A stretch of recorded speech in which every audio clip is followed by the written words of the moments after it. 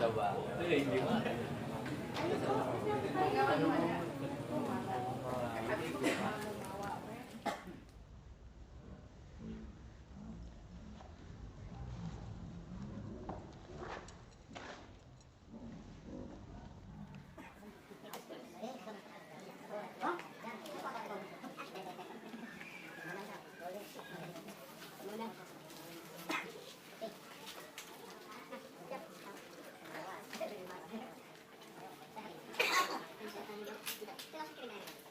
Assalamualaikum.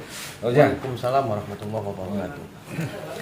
Ya, ini kan soal nyali ya, kalau jangan langsung aja. Ini karena waktunya juga tidak banyak. Jadi saya pikir ini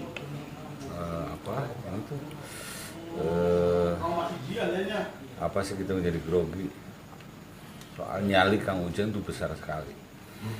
Dan banyak orang yang bilang bahwa nyali Kang Ujang besar sekali untuk menantang para setan belek ini. Jadi bagaimana cara memanage ini? Ya, terima kasih Kang Didi silaturahmi di padepokan saya. Sebenarnya bukan antara nyali berani atau tidak berani. Ini saya bikin konten ini sebenarnya dulu emang pernah ada sejarah, Pak Didi. Jadi ada sejarah dulu ketika saya ditinggal almarhum orang tua saya. Kebetulan dulu Allahumma yarhamlah. Dulu abah saya itu kan sama praktisi. Praktisi ketika sebelum 40 hari ada orang datang ke rumah saya. Waktu itu saya baru keluar dari pesantren. Dan itu pun belum nikah lah. Baru seminggu lah keluar dari pesantren. Apa saya belum 40 hari ada orang datang ke rumah saya. Waktu itu belum saya punya padepokan di rumah bawah. Datang dan bertamu dengan sopannya, dengan bahasa kromonya, dan langsung to the point, langsung bilang menyatakan ke saya bahwasanya saya juga seminggu lagi akan mati. Orang itu bilang bahwa kamu ya datang ke rumah saya silaturahmi dengan sopannya dan langsung to the point bilang bahwasanya saya juga seminggu lagi akan mati menyusul abah saya. Abah tuh bapak atau bapak saya? Waktu itu saya dijawab santai, di atas langit masih ada langit. Kalaupun saya umur seminggu lagi saya mati, saya tidak apa-apa. Tinggal sok maunya apa. Tinggal Anda beli, saya borong. Dia sepakat. Setelah itu siang jam 4 siang. Ketika jam 1 malam, ternyata benar datang.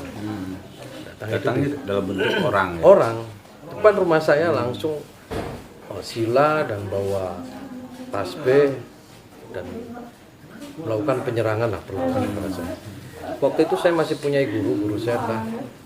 Kerobokan saya telepon, kata guru saya itu bukan saya.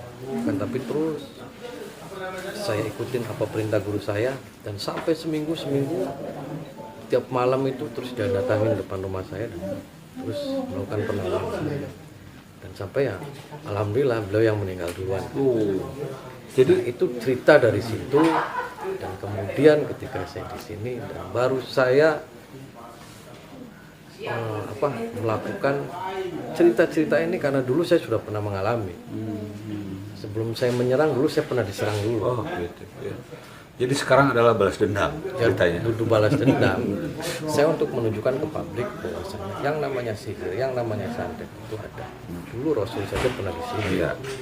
Rasul sahabat saja pernah disantet. Karena sihir, santet apapun jenisnya itu adalah medianya sebuah jin.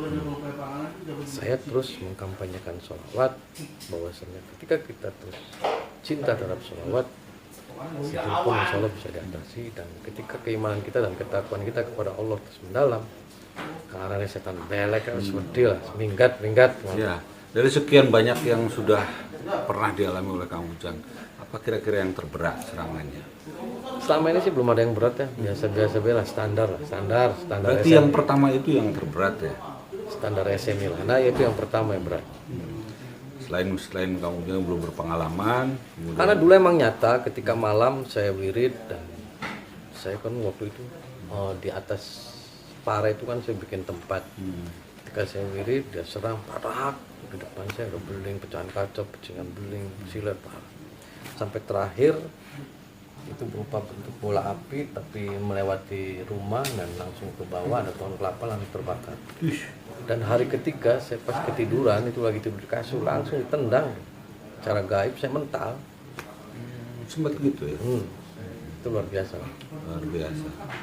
Nah, kalau yang terberat mungkin nggak ada, tapi yang membuat Kang Ujang merasa serius sekali untuk menghadapi ini seperti apa gitu? Belum ada yang serius. Belum ada serius. Ada kalahan. Oh iya ya, semuanya kalahan. Supaya situs lah. Yang penting kita terus kampanye sholawat. Bahwasanya kenapa kita ketika opening sholawat, istighfar, perbaiki sholat itu mempunyai makna yang sangat luar biasa. Kenapa sholawat? Allah saja kan innallaha wa malaikatahu yusholluna 'alan nabi. Kenapa istighfar? Karena dalam Al-Quran sendiri waghfir lana warhamna. Ketika kita pengen dicintai Allah, disayang Allah, maka ighfir, perbanyak istighfar. Kenapa perbaiki sholat? Karena sholat kita kebanyakan ya tidak inna sholati wa nusuki wa mahyaya wa mamati lillah, bukan karena Allah. Sholat karena pengen waras, sholat karena pengen suwi, bayangin ini perbaiki sholat. Karena dalam sholat sendiri kan itu membiasakan diri kita agar selalu ingat Allah. Jadi berapa kali kita menyebut Allah ketika sholat, mulai Allahu Akbar kabir sampai Assalamualaikum warahmatullahi, itu berapa ribu kali kita sebut. Nah, semakin kita dalam setiap hari kita selalu menyebut Allah, insya Allah. Ketika kelak sakaratul maut, yang pasti akan diingat adalah Allah. Nah, ketika kita sakaratul maut, yang diingat Allah, secara otomatis mudah-mudahan kita diberikan husnul khotimah. Dan di situ Rasul pun menjamin siapapun yang ketika sakaratul maut yang disebut Allah, maka kelak yaumul kiamat dia akan berikan syafaat. Itu sangat amba. Ya, amba. Memang panjang sekali kalau ngomong soal itu. Tapi kemudian ini sih ya singkat kata ya. Dari sekian kesibukan Kang Ujang, apa yang selama ini dilakukan dan diistiqomahi gitu? Sebenarnya mengajar ke anak-anak. Ya, saya setiap maghrib tetap masih ngulang ngaji lah Quran. Saya seperti ini di rumah saja. Ya ngobrol-ngobrol, yang penting khairun nas anfa'uhum linnas. Itu yang amalan yang diistiqomahi gitu ya. Jadi saya selalu istiqomah di rumah, saya nggak pernah kemana-mana. Tapi kalau keluar kota apa gitu? Paling kebutuhan live terus pulang lagi. Belum pernah. Banyak sekali undangan-undangan keluar, saya nggak pernah mau. Jadi setiap hari pulang ke rumah tetap ya? Saya di rumah. Kemudian satu lagi yang saya terpikir tadi ngobrol dengan para santri, Kang Ujang masih semacam mengajarkan ilmu ini kepada anak-anak, kepada para santri gitu. Itu seperti apa? Ya karena mereka di sini pengen mondok dan belajar hikmah, jadi nanti saya arahin lah bahwasanya belajar ilmu hikmah itu yang benar seperti ini. Intinya seperti itu. Biar mereka benar-benar terjun ketika menolong orang itu lillah karena Allah SWT. Dan itu tetap mereka diajarkan. Ya diajarkan. Dan semua gratis. Gratis ya yang mondok di sini ya. Ya terima kasih Kang Ujang. Ya, ini sudah sama. nggak enak sebetulnya ini kita mau ngobrol banyak. Namun ini sudah banyak sekali ini. Terima kasih. Ya, sama-sama. Demikian hadirin sekalian, salah satu wawancara saya dengan Ustadz Bustami yang demikian membuat bulu kuduk berdiri.